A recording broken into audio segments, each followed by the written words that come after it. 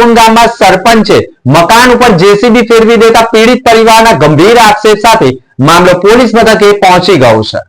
તરફથી મારે તોડવામાં આવેલું છે આનું મકાન ને આ બાબત બીજી છે કે એ છોકરીને માંગવા મોકલે છે। એક ભાઈ પર બળાત્કારનો કેસ બી કર્યો હતો ખોટો અને પછી હું મારે એકલી હતી ઘરે તો મારી સાથે કઈ ગંદો બળાત્કાર કરવામાં આવ્યો। હું ઘરે એકલી હતી એટલી ગભરાઈ ગયેલી કે મારાથી બોલાઈ નહીં ગયું અને મારા મોં પર ધોળા કલરનો રૂમાલ બાંધી દીધેલો હતો।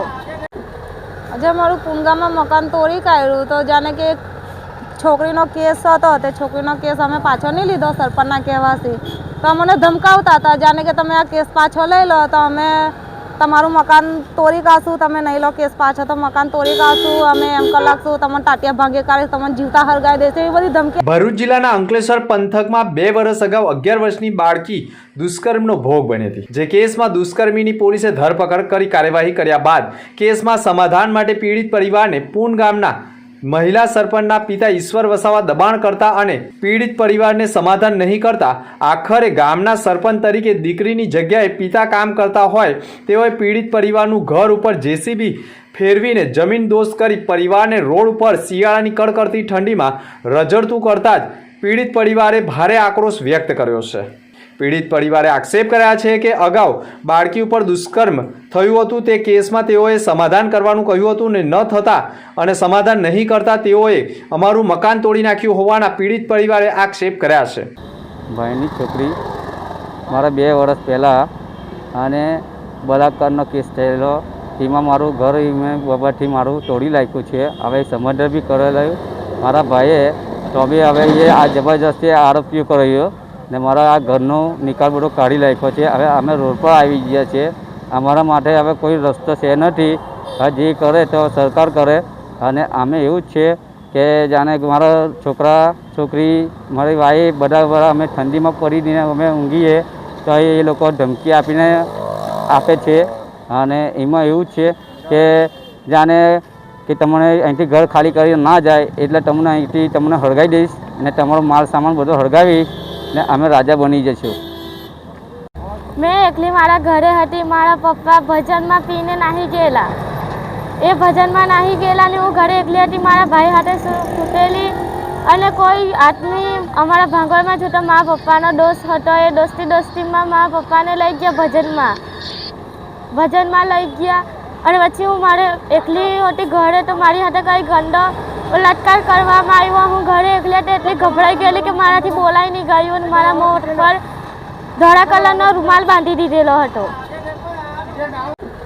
આજે મારું પૂનગામમાં મકાન તોડી કાઢ્યું તો જાણે કે છોકરીનો કેસ હતો તે છોકરીનો કેસ અમે પાછો નહીં લીધો સરપંચના કહેવાથી તો અમને ધમકાવતા હતા જાણે કે તમે આ કેસ પાછો લઈ લો તો અમે તમારું મકાન તોડી કાઢશું, તમે નહીં લો કેસ પાછો તો મકાન તોડી કાઢશું, અમે એમ કલાકશું, તમને ટાટિયા ભાંગે કાઢીશ, તમને જીવતા હરગાઈ દેશે, એવી બધી ધમકી આપતા હતા। ને તે દિવસ અમે ધંધા પર હતા, ધંધા ખાલી ઘેરે મારા જેઠ હતા ને મારી નળના છોકરા હતા તો તે દિવસ નહોતા સરપંચ બી આવે કે કોઈ નહોતું આવી, એમના બાપા આવીને સાથે અમારા મકાન પર જીસીબી ફેરવી દીધું ને ફોન આવ્યો તો અમે જઈએ ઘરે તો ઘેરે એકદમ નવરું કલાકેલું ને જીસીબી તોડી તારીને બધું નવરું કરીને જતું રહ્યું। જો કે પૂન ગામના એક મકાન જેસીબીથી તોડી નાખવાના મુદ્દે તલાટી જયાબેન પટેલના ટેલિફોનિક વાતચીતમાં સંપર્ક કરતા તેઓએ કહ્યું હતું કે સરપંચે મકાન તોડ્યું હશે તો તે તેમનો વિષય છે, પરંતુ મારી જાણની બહાર છે તેમ કહી તલાટીએ હાથ ઊંચા કર્યા હતા। પરંતુ સરપંચ મહિલા હોય અને તેમના લગ્ન બાદ તે સાસરીમાં રહેતી હોય તેની જગ્યાએ તેના પિતા સરપંચ તરીકે કામ કરતા હોવાના આક્ષેપ મામલે તેના પિતાએ પણ પોતાની પ્રતિક્રિયા રજૂ કરી હતી અને સરપંચ હિનાબેન વસાવાએ પણ આ બાબતે પોતાનું નિવેદન રજૂ કર્યું છે। મારું નામ નેહાબેન ઈશ્વરભાઈ વસાવા, હું નવા ગામની સરપંચ છું।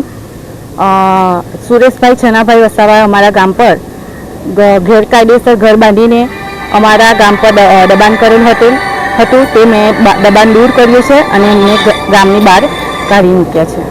શું બેન પ્રશ્ન શું હતો, એમનો શું માથાકૂટ છે?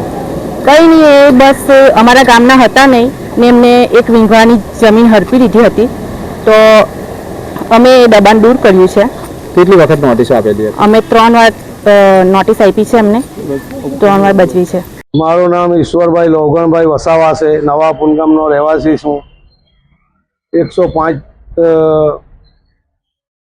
તરફથી મારે તોડવામાં આવેલું છે આનું મકાન ને આ બાબત બીજી છે કે એ છોકરીને માંગવા મોકલે છે. એક ભાઈ પર બળાત્કારનો કેસ બી કર્યો હતો ખોટો ને એ ભાઈ એ છોકરીના પપ્પાને આવીને કહે છે કે મારા પપ્પા આ લોકો આવી વાતો કરે છે. એટલે એનો જાય છે એમના ઘેર, પેલા છોકરાને કહે છે કે કેમલા નહીં આપવું હોય તો નહીં આપવાનું, આવી વાત કેમ કરે છે છોકરીને, કામે જા, મૂકવા જા, એમ જા તેમ જા. એટલો પેલો જઈને એને એવું કહે છે એનો પપ્પા કે તારે એ રીતે રહેવું હોય તો રહે, નકર પછી તારી હાથે જોવા જેવી થશે. એવી રીતે 4-5 કિસ્સા બન્યા. એક ભાઈ પર બળાત્કારનો કેસ કર્યો. પછી મારે 105 તરફથી બધે વિગેટો લઈને મારે એને ખસેડવામાં આવ્યો, ગામથી બહાર કાઢવામાં આવ્યો છે. એટલે કે જાણે મારા ગામ લોકોને બધાને એવું થયેલું છે કે અમે હવે આ સરપંચ અમે આને કાઢો ન તો અમે બહુ લાંબી લડાઈ થઈ જશે. એટલે મેં મારા ધારવા પ્રમાણે ગામ લોકો સાથે મળીને મેં એ લોકોને બહાર કાઢ્યા છે.